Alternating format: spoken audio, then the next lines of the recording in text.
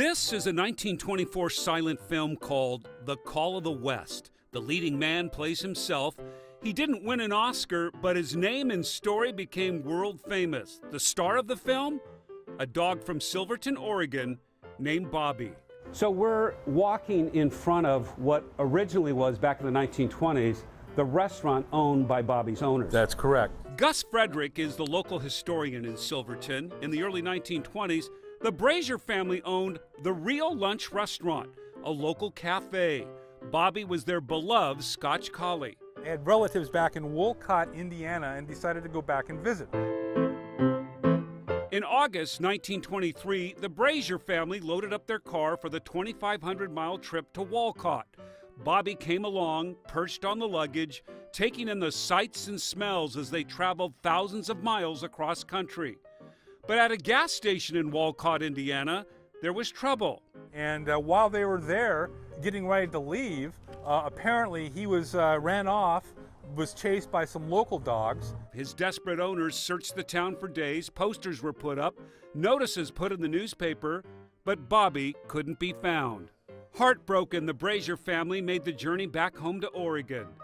Bobby was gone. Or was he? On a February day in 1924, 6 months after Bobby disappeared, one of the Brazier daughters stepped out of the cafe and saw a miraculous sight coming down Main Street.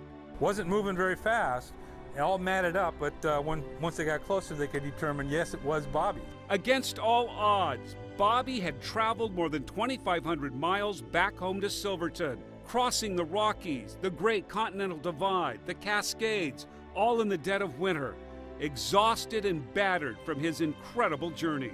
Eyewitness accounts stored at the Oregon Historical Society document the emotional reunion. We have a handwritten letter here from Bobby's owners where he, in his own words, describes what happened. They fed him a sirloin, a big bowl of cream, and he didn't move for 3 days. News of Bobby's journey quickly spread from Silverton to across the country to around the world. Yeah, we have this huge box which is just full of letters that came in from across the country to Bobby and Bobby's owners. He became known as Bobby the Wonder Dog, and his story touched thousands of people. Here's a man from Australia. My gosh. Who wrote, so, sent you a box of wildflowers for Bob. There's a telegram from Western Union enclosing 10 cents for a picture of Bobby the Wonder Dog. A letter from somebody in Colorado. A letter from somebody in Ohio.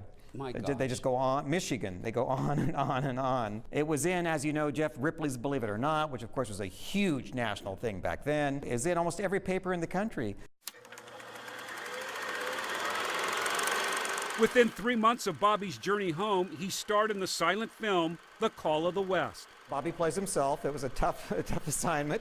Like a true celebrity, Bobby made appearances, including the Portland Home Show, where 40,000 people came to see him. He was presented with a fancy doghouse called Bobby's Castle. Bobby went on to sire a litter of pups, 15 boys, proving he was a wonder dog. In 1927, 3 years after his incredible journey, Bobby died. Newspapers around the world noted his passing. Something marvelous roused in Bobby's brain and roused to his need and guided him on the long trail as surely as Polaris guides the mariner. Bobby was buried with honors at the Oregon Humane Society Pet Cemetery in the doghouse he had been given the year before.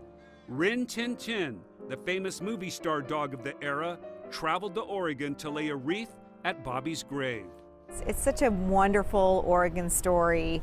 Again, I can't think of any other story that really demonstrates this incredible bond we have with animals. In Bobby's hometown of Silverton, Bobby's journey is remembered and cherished with a giant mural.